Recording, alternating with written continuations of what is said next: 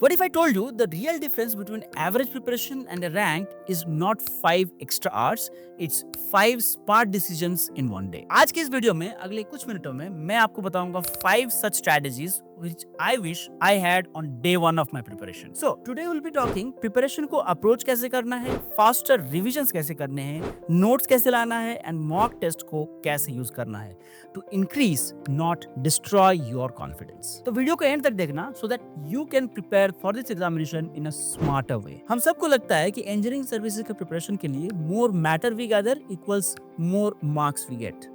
But that's not true. Actually, engineering services examination rewards recall speed and accuracy under a fixed pattern. Apart from that, this exam requires one most important thing, that is your discipline and consistency. So, video में मैंने आपके preparation strategy को उसी हिसाब से align किया है using smart techniques जो कि साइंटिफिकली प्रूवन है। प्रिपरेशन जर्नी में हम यूज करेंगे एक्टिव रिकॉल मेथड, बहुत ज्यादा इफेक्टिव होता है अगर आप अच्छे से स्मार्ट वे में एक साल के अंदर अंदर प्रिपरेशन करके इंजीनियरिंग सर्विसेज एग्जामिनेशन को निकालना चाहते हो। And who am I to say this? I am Manas Dey, an IAS officer currently working in CPWD, and in this channel we mentor core sector engineers like you. So if you are a core sector engineer preparing for government job or looking for an upgrade in your career, this is the go to channel for you. Government job aspirants का सबसे बड़ा problem होता है preparation को start करना।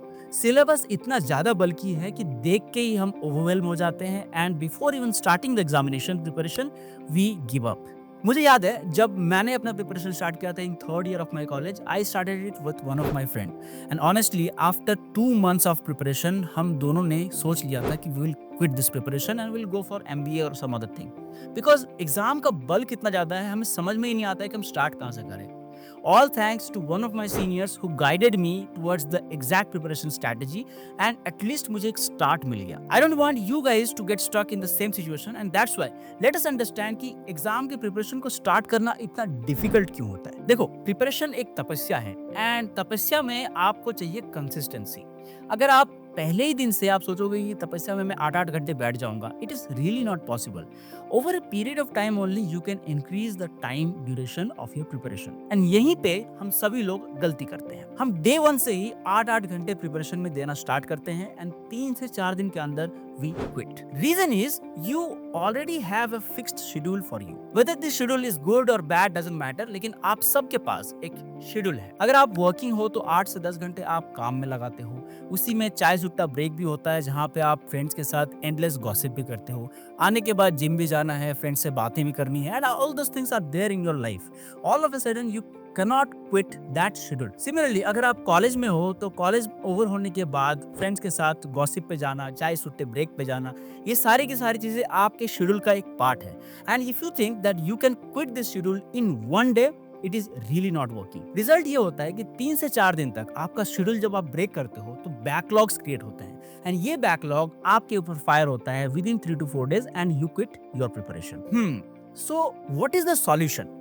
देखो, solution is to start slow and let your brain create dopamine effect in preparation. जब तक आपका ब्रेन इंटरेस्टेड नहीं होगा, आप अपने शेड्यूल को धीरे धीरे छोड़ नहीं पाओगे and that's why I recommend you start with only 2 to 3 hours of preparation time and that too will be a time जब आप मोस्ट फ्री रहते हो। It may be early morning, it may be late night, whatever time suits you, it should be a time जब आप undisturbed रहते हो, जब वो आपका टाइम होना चाहिए, कोई दूसरा इन्फ्लुएंस उस टाइम पे आपके पास नहीं होना चाहिए। Next, you need to start with some subject which is most interesting to you. अगर आप शुरुआत ही ऐसे सब्जेक्ट के साथ करते हो जो आपको समझ में नहीं आता, then it's not going to work. Result ये होगा कि after just completing 2 or 3 topics you will switch to other subject and ये सब्जेक्ट आपका पूरा का पूरा इनकम्प्लीट रह जाएगा। So 2 to 3 months of preparation completely wasted. This creates a demotivating effect and ultimately आप अपने प्रिपरेशन में लैग करोगे। सो स्ट्रैटेजी ये होनी चाहिए कि आप एक मोस्ट इंटरेस्टिंग सब्जेक्ट को चूज करो, उसको 100% कंप्लीट करो and then jump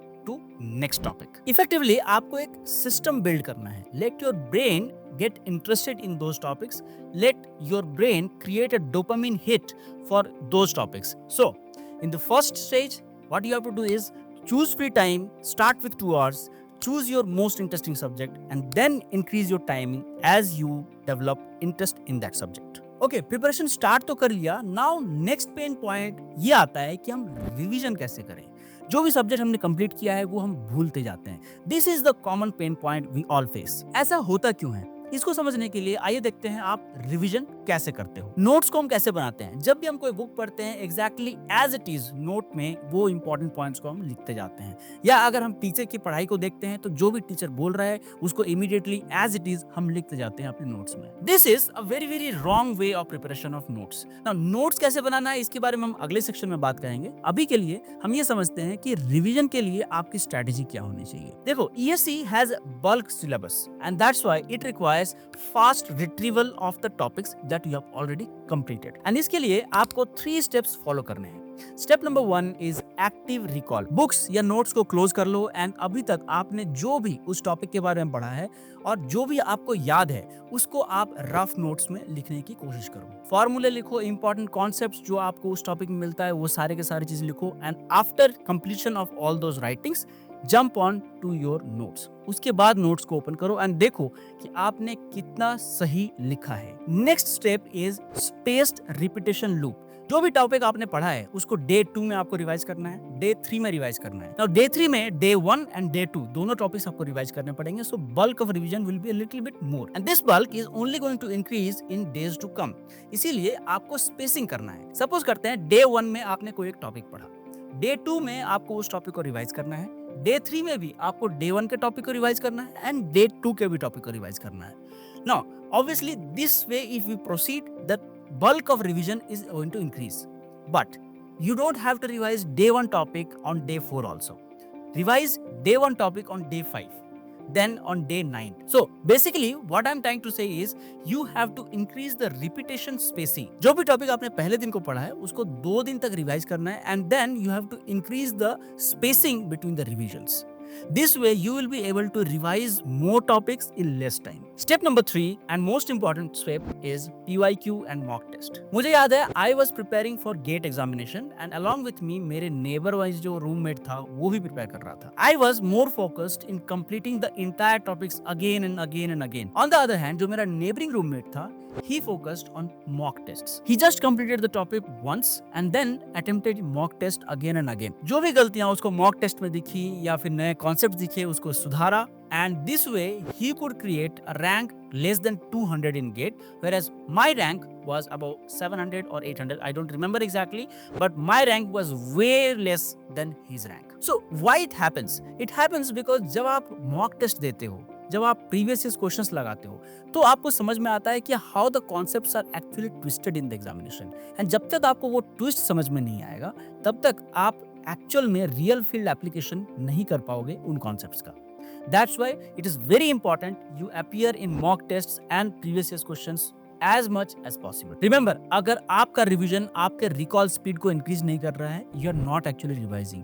You are just reading and getting entertained. Alright, next part, I'll fix your note taking tips. When it comes to notes, the major pain point जो हमें दिखता है वो है बड़े बड़े रजिस्टर्स एंड जब हम एग्जाम टाइम पे आते हैं तो हमें समझ में ही नहीं आता है कि हम किस रजिस्टर को ओपन करें ताकि हमारा प्रॉपर रिवीजन हो सके। So we are targeting exam ready notes जो आपको इमीडिएटली प्रिपरेशन करने के लिए या इमीडिएटली रिवाइज करने के लिए आसानी हो। मैं आपको 2 सैंपल नोट्स दिखाता हूँ, सैंपल 1 and sample 2.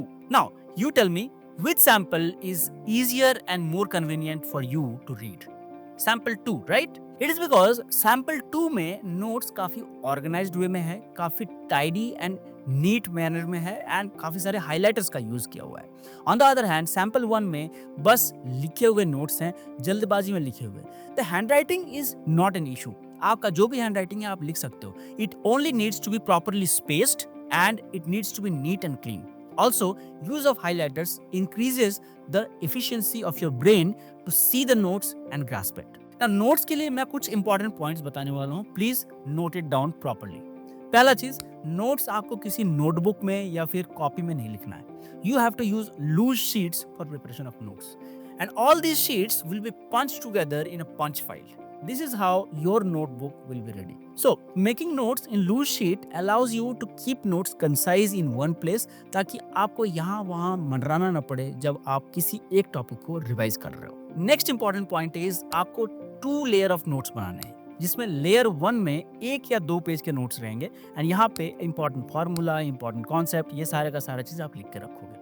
लेयर 2 में 10 to 20 mini important problems along with their solutions रहेंगे, जहाँ पे सारे के सारे कॉन्सेप्ट्स आपके कवर हो जाते हैं। इसके अलावा एक लेयर 3 भी आप बना सकते हो, जहाँ पे इंपॉर्टेंट क्वेश्चंस जो आपको लगता है कि ट्विस्टिंग क्वेश्चंस है उस पॉइंट के, आपको जब भी कोई मॉक टेस्ट में दिखे या प्रीवियस क्वेश्चंस में दिखे, उसको भी आप उसी पॉइंट पे नोट डाउन करो। So basically 3 layered notes, layer 1 a summary, layer 2 a little bit descriptive note, layer 3 questions and answers. Next point is as much as possible आप highlighters का यूज करो। Use 3 to 4 different colors and each color should denote a important particular thing. Suppose करो ऐसे कुछ concepts हैं जो सिर्फ उन concepts को आपको exam time में revise करना है। Highlight those things with red pen. कोई ऐसे टॉपिक्स हैं जो कि आपको लगता है कि ट्विस्ट हो सकते हैं, highlight those things with green pen. और similar trend you can use 3 to 4 different pens और highlighters to highlight important points. Idea is to keep the notes tidy and concise. Next important point is keep enough spacing between the lines and between the words, ताकि जब भी आपका brain notes को देखे तो it should not get confused, it should not get entangled.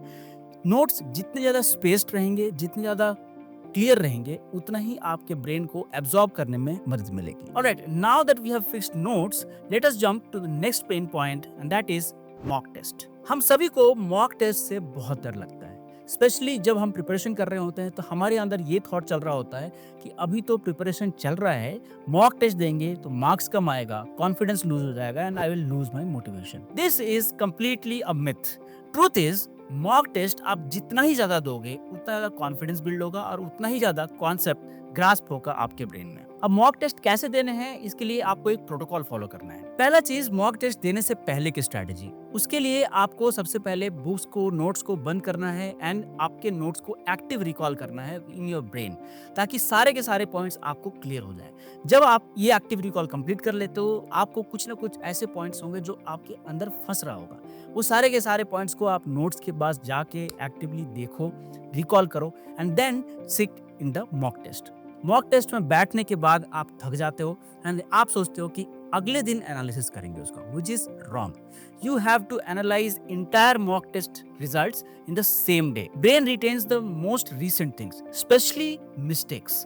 इसीलिए जब भी कोई मिस्टेक होता है, जब भी कोई नए कॉन्सेप्ट्स आते हैं, अगर आप उस सेम डे एनालाइज करते हो तो वो आप कभी नहीं भूलोगे। So take note of that concept gap, misread, formula miss और calculation speed और panic. हर चीज को आपको नोट डाउन करना है एंड मेक श्योर कि next test you don't miss on these important points. Third mistake जो हम करते हैं वो है डिफिकल्टी जोनिंग। हम में से कई सारे लोग एक्स्ट्रा कॉन्फिडेंट होते हैं, हमें लगता है कि इजी टेस्ट या मॉडरेट टेस्ट देने का क्या फायदा है, ये टॉपिक बहुत आसान है, let us jump to high level of tests. Difficult test देने के बाद अगर आपके रिजल्ट्स खराब होते हैं तो आपका मोटिवेशन डाउन हो जाता है। सिमिलरली अगर आप कंटिन्यूअसली इजी टेस्ट देते जाओगे तो you won't be exposed to level of difficulty जो आप फेस कर सकते हो and you will be over confident and ये भी खराब है। इसीलिए आपको करना ही है कि जोनिंग करना है। एक दिन इजी दिया, नेक्स्ट डे मॉडरेट टेस्ट दिया and third day difficulty level को हाई करके डिफिकल्ट टेस्ट देना है एंड दिस साइकिल आपको कंटिन्यूअसली फॉलो करते जाना है। This way you will be able to retain your motivation, retain your confidence and learn more through mock tests. And next important point जो मैं कहना चाहता हूँ about mock test is spacing of mocks. हम सब लोग क्या करते हैं कि एक सब्जेक्ट कंप्लीट किया, उसके मॉक को देते गए एंड उसके बाद नेक्स्ट सब्जेक्ट आ गया एंड पहले सब्जेक्ट के मॉक्स को कंप्लीटली इग्नोर कर देते हैं। This is a wrong strategy because ESC एक बल्कि एग्जामिनेशन है। यहाँ पे 14 से 15 सब्जेक्ट्स हैं। अगर आप हर सब्जेक्ट को सोचोगे कि एक सब्जेक्ट कंप्लीट कर लिया, पूरे के पूरा 14 सब्जेक्ट कंप्लीट करने के बाद again I will jump to subject 1, you will simply forget everything. So strategy ये होनी चाहिए कि सपोज करो आपके पास 4 सब्जेक्ट्स हैं, subject A, B, C and D. अगर आपके ये 4 सब्जेक्ट्स कंप्लीटेड हैं तो आपको मॉक टेस्ट कैसे देना है?